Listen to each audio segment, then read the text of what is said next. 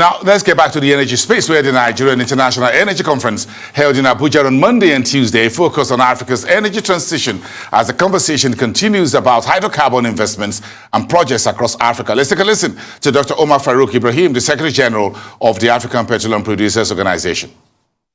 The world is said to be in energy transition, a transition or an agenda that has been set by a group of people who for over 100 years have been using this fuel to develop their economies, their peoples, and their way of life. We woke up just one day and we're being told that this fuel that has changed the lives of people of Europe and America is not good for you. And we have accepted it. And we are asking ourselves, how do we cue in? I said earlier in my goodwill message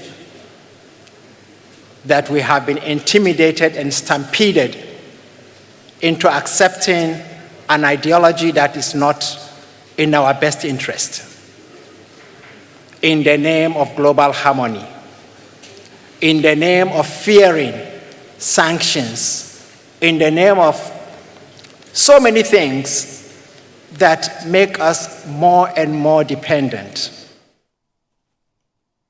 And that's the Secretary General of the African Petroleum Producers Organization, Dr. Omar. But the Executive Chairman of the African Energy Chamber, Ayuk, today participated in the virtual meeting of the OPEC Alliance, where the body decided to hold its previous output parameters unchanged for the month of April. Ayuk was also in attendance at the Nigerian International Energy Conference held in Abuja on Monday and Tuesday, where the APPO Secretary General also spoke. The African Energy Chamber Chief Ayuk joins me now from our Abuja studios for a short wrap-up of his week in Nigeria. A very good evening to you, NJ, and it's good to have you live here in Nigeria in our studios. Great to have you. Thank you. Thank you so much for having me in Nigeria. Always great to come here. It's become my second home, and I love it. We love having you around as well from South Africa. What are your takeaways from the OPEC Plus meeting today, my friend? I think what you saw at OPEC Plus today, you saw very careful deliberation among the ministers. They recognized the volatile nature of the market, but now they got really careful. You saw an increase of 400,000 barrels coming on stream. They also exercised the issues around the struggles to increase production. But also, you also saw an OPEC that is struggling with radical disinvestment in the sector, that they can't even ramp up more production at any time. But you also see the issues that have really caused this volatility have nothing really to do with OPEC and OPEC Plus. It is far more extenuating circumstances and a lot more that we're not looking at as an industry. And OPEC is going to continue to watch this to really find ways to continue to ensure that we have a stable market. How should Africa energy producers position for the ongoing Ukraine invasion and its attendant consequences, Ayuk? First of all, I would like to say that, not every loss of life needs to be condemned. It is wrong. They're very good people on both sides. We have a lot of friends in Ukraine and we have a lot of friends in Russia. We don't want this crisis should stop and stop immediately. But African producers need to really know that at the end we need to look inwardly. We need to look at home.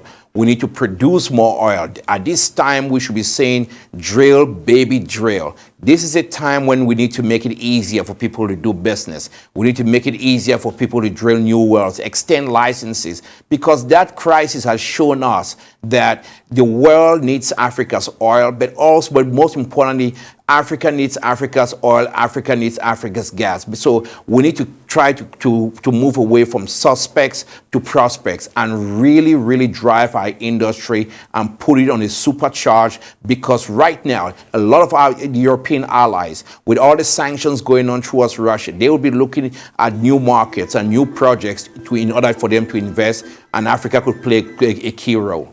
Well, give me, you were there for Monday and Tuesday on the Nigeria's Energy Summit. What's the way forward? I'm sure you listened to the APPU Secretary General there, Dr. Omar. What's your take on that? Africa is so lucky to have Dr. Omar Farouk. I think back in the old day, you would say he belongs into the Timbuktu, and he could be teaching us so much.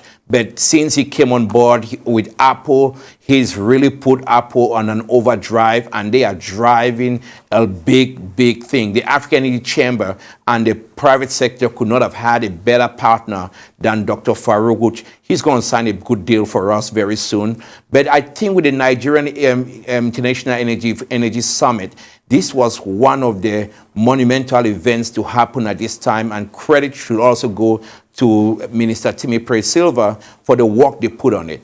But one of the biggest things we saw was a clear message out of Nigeria to the world that oil is still part of this country's future. There is a transition on the horizon. We're going to respect it, but also Nigeria's right to drill is important. But then Nigerians themselves have to start looking at gas. Decade of gas, how do we power that? Maybe Nigeria should even consider at this time, as part of discussion, we think they should consider a gas czar. Just like you have John Kerry as a climate czar in the United States, you should consider a gas czar, a big ministerial, senior cabinet level position to really drive gas and this decade of gas, because it's going to be Nigeria's transition to the future. And that is so important, because if the Nigerian market is stronger, if we're producing more, we'll get the Petroleum Industry Act back in action and driving it further, then we know we're living to the true promise of it. We've seen the gas deal being signed by Equatorial Guinea and Nigeria, take stranded gas into EGLNG and build up energy infrastructure. These kind of issues need to be driven further. And you're really seeing free market capitalism, but we need to also have some limited government, limited intervention. But big thing, the CEPLAC deal with Exxon that was announced during this conference, that's big. Now local producers can chill with the big boys. Ayuk, thank you so much, the Executive Chairman at the African Energy Chamber. Thank you for your time and wish you a safe journey onwards.